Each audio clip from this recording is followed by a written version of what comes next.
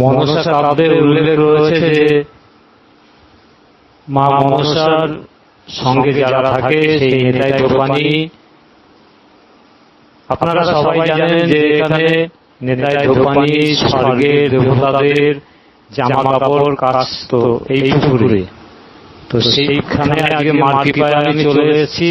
আর যে মায়ের বিগ্রহ আপনারা দেখতে পাচ্ছেন এটি হলো নেতাই ধোপানির কুটির ছিল এক সময়। এখন সেখানে মা মনসার মন্দির রয়েছে। আর এটি রয়েছে ত্রিবেণীর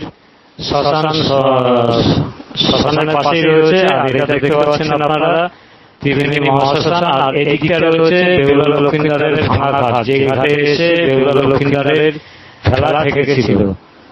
আজকে মা মনসার কৃপায় আমি এই জায়গায় আসতে পেরেছি এবং এখানে কিছু দৃশ্য